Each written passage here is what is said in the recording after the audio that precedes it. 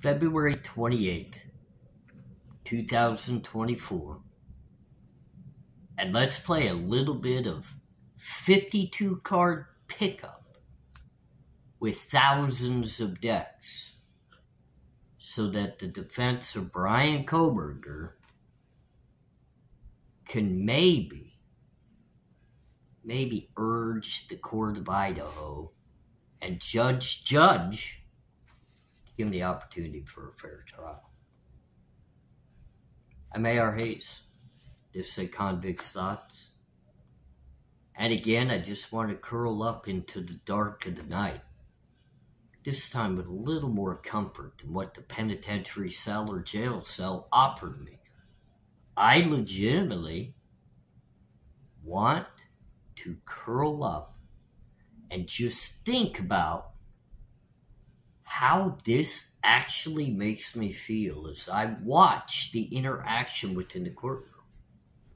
The feeling that I still get within my chest and my stomach. As I remember the days that I had to sit in that defendant's chair and battle for my life, my freedom. And I wasn't even facing a capital murder charge that could possibly end my life forever.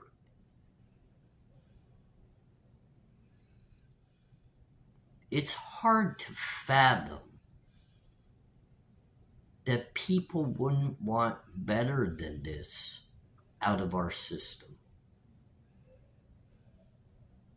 I understand the need to find justice for those that have been impacted by such tragic cases just like this one, and many more that happen on a daily basis across the country. I even, as an ex-convict that did prison time, find myself sick to my stomach thinking about these types of crimes that continuously are happening.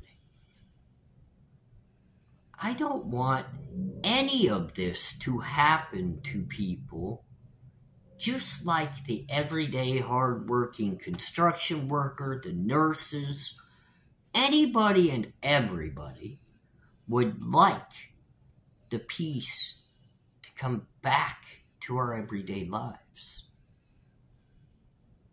Make these types of things so much more infrequent than they are today. But then, what are we going to do? Because I remember the days of being a defendant and having to fight the prosecution with my attorneys to even get the needed discovery to actually try to investigate how we were going to defend the case. That evidence that the prosecution should have to prove someone's guilt when they are pressuring them to go into a trial, not even wanting to allow for the change of venue to happen, and all these other things that they are fighting within the courtroom, including the IGG information that they continuously battle the defense on. They are more worried about who can view certain evidence than actually going out and getting some of the most critical and important evidence of the case. No cast report, no information from the car's data system. These things are not back. The video that is being deemed as the most important part of this case, because if you really paid attention to today, even the defense made the statement that they understand that the prosecution is utilizing information from prior to the IGG for the arrest warrant. In my mind, the most critical piece of that would have to be video that they feel as though is the defendant's car driving and being around the actual crime scene. And that makes sense. That absolutely makes sense. I would make no argument if that is real and true of what they utilized to get the actual arrest.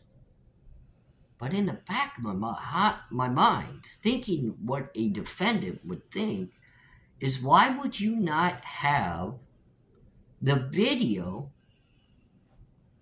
in whole, discoverable, and ready to go for the defense, if that is your most powerful damning evidence that most think it would be?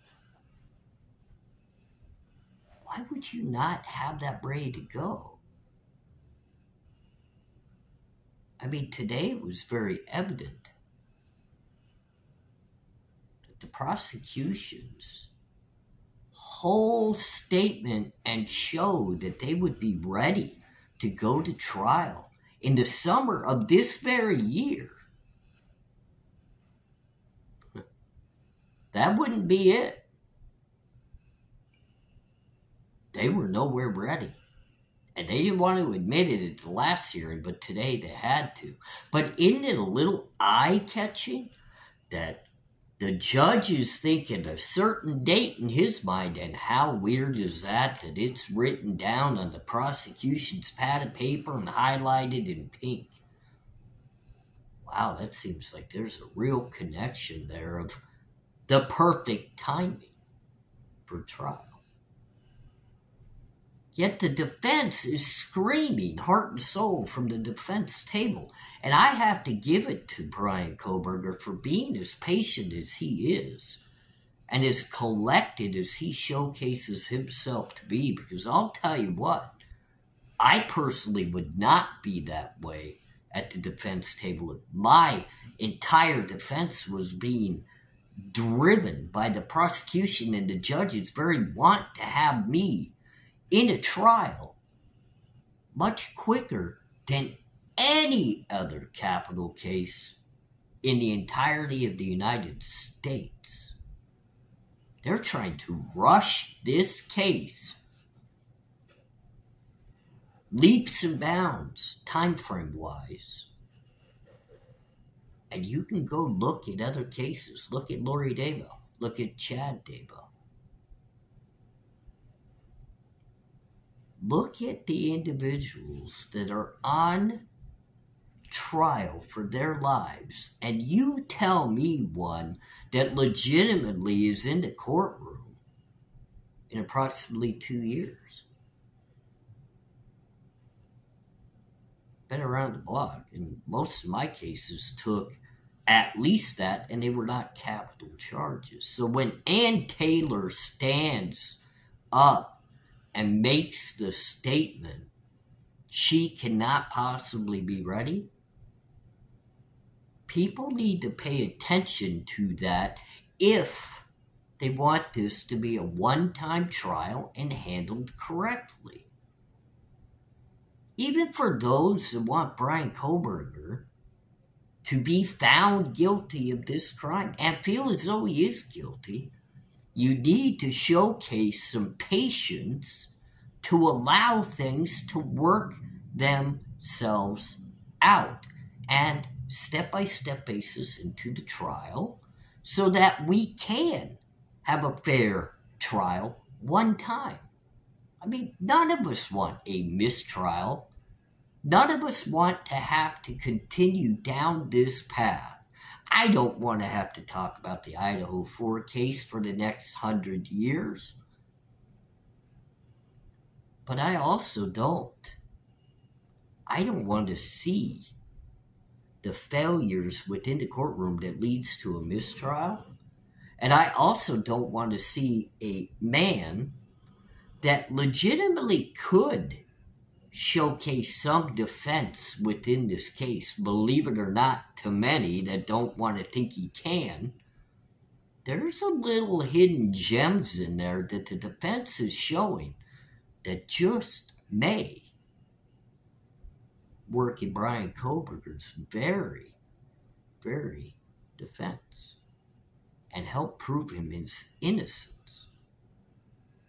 You know, when we were thinking and talking about the entirety of witnesses possibly being 400, now we're starting to realize that's just on the defense innocent side. Imagine that. The defense has eyes on a rather large amount of witnesses. But the problem is they need this discoverable evidence back. They need that cast report to go along with how they could speak or develop their alibi. And people want to scream to the rooftops that he should have his alibi. Look, I can say whatever I want as a defendant is my alibi, but none of it matters unless there's proof. And do you understand that cast report mixed with expert testimony can build and be the proof? They need the car information back. Who do you think has the vehicle? The defense doesn't have the vehicle in their evidence. The prosecution and the investigators have all of that. And here's the problem. The evidence has not come back even to the prosecution as of yet. So could you imagine the problem? If that car's data box comes back and it doesn't line up with the prosecution's theory? Their experts dig into that and realize, as the information is being discoverable to the defense, that it just might show something beneficial for the defendant, exculpatory evidence. What about that cast report? What if that comes back favorable to the defendant as well? Why is it not back yet? Because they're digging in, trying to find the evidence that they need for the prosecution. But maybe they haven't found that yet. It doesn't take this long for those reports to come back and be developed. It doesn't take this long for the information to come back from the vehicle. They haven't found within the investigation what they're looking for to develop their written reports and their expert diagnosis to furnish to the prosecution. And then the prosecution still has to put it all together. Why is it so difficult for the very necessary prosecution's video of the so-called vehicle and Bryan Kohberger in the area of the home? Why is that so difficult to put together and furnish to the defense as one whole piece of evidence? Not bits here, not pieces there, because that's picking and choosing. And the defense has the right to contest the entirety of that video. They can't fight just bits and pieces of it, because that's going to be hand-picked by the prosecution, developed, and then given to the jury to see it. It will have nothing in there that may benefit the defense, because those will be the pieces that are missing. I mean, does that make sense? The prosecution has handed over what everybody has claimed, a mountain of discovery to the defense. So poorly organized that the defense is struggling to actually work its way through it to understand what they actually have. That's key. That is very key to building a defense. You have to understand what the evidence is and why it actually points at your client so that you can build the defense to that. And there just might not actually be a defense to some of that evidence. But if it's not understood, you can't even start from the beginning to try to add it up. And that's why Ann Taylor specifically made the statement,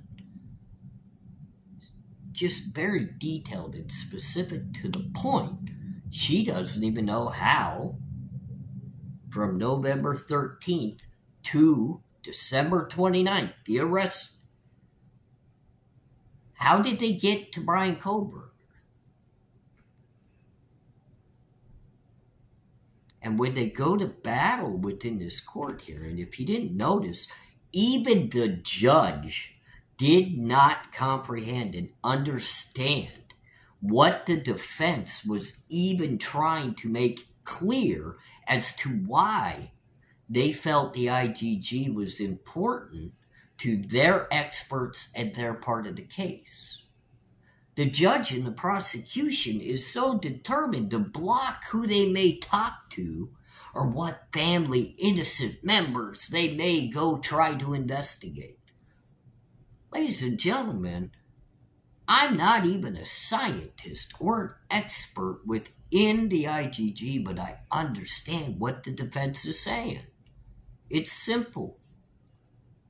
We want to understand the process that was used from the start to the finish line of where they named our client as the suspect, and we want to see the chain of custody and the methods used to develop this IGG DNA into what's being utilized today. And then they come back and they say, well, none of that matters because you know what, we're not going to use that in court. And you can't talk to these people, and those people are off limits, and that's not what the defense wants. Let's make sure within a capital murder case that the authorities, law enforcement, the investigative teams held themselves accountable within the investigation to do things right. How hard is that to understand? I get that the prosecution wants to say, well, Your Honor, we got the arrest warrant, and then we did the buccal swab, and we utilized that to match up to the DNA on the sheet, and that's how we got our connection. But the prosecution has led this judge to believe that the DNA was not used to secure the arrest warrant. So you're telling me the arrest warrant was secured based off of phone pings that we don't have a confirmed CAS report to, vehicle movements that we do not have a proper video or vehicle details confirmed. So what more do you have that got you your arrest warrant? What more did you utilize? Because we've all seen the PCA. What more did you have? Your eyewitness detailing somebody clad in black with, the eyebrows that are bushy. And this is what the defense wants to better understand. Because this is where both the prosecution and the defense clearly stated today, just like I've said before, because I've been through this process, and just hold your horses because here come the motions. You are going to have evidentiary motions to get things excluded and thrown out of this case. You are going to have battles upon many parts of the evidence of this case. But right now, we're still stuck in the beginning stages that the defense can't even get some of the most important so-called evidence with the cast and the vehicle information, and they're still battling out whether the IGG can even be seen by certain parts of the defense team. I mean, are you serious? You want to speed up a trial? You want to rush a trial? But you want to do so when the evidence isn't even done? How do you know you have the right person? How do you know this investigation led you to the right person if even the prosecution's experts have not finished seeing everything, putting everything together, and doing their detailed reports for the court that all is discoverable to the defense so they could build theirs and even rebuttal it to show how it might be incorrect? Why are we stuck in this entirety of a phase that it's so important to go to trial in the early part of 2025, which is deemed to actually be the thoughts of both the judge and the prosecutor somehow? It was written on a piece of paper in pink highlighter, but somehow they already agreed on that. And the defense has told you there's no possible way. None. You could set and schedule all these deadlines. And I remember that as a defendant thinking to myself, knowledgeably knowing they would never be met. They would never be met. What happens? Extensions. And then you got court cancellations. And you got hearing dates rescheduled. And none of these things actually followed through the entirety of a case. And this one's not going to either. So I don't need to get into all the details of what truly happened today. I think everybody visually knows by what they watched what happened today. But I can tell you, as a person that's been a defendant, just how this all makes you truly feel. It is frustrating to sit there knowing you're sitting in a jail cell and you've been there for an extended part of time, putting the entirety of your life on hold. Your educational values that you were trying to reach for, and every step along the way of family time, friend time, personal time. It's all on hold for a prosecution that hasn't even got all of the evidence back that's going to be utilized to find this defendant guilty. That's frustrating. How did you arrest me if you haven't even put the puzzle together yet? You got to at least be able to showcase a big enough piece of that puzzle that my defense counsel doesn't shake their head and say, we can't figure out how you even got to our client. Nothing's changed today than what was there at the last court hearing. You heard Ann Taylor say it. She is not happy about what has transpired in the time since the last time they were in the court.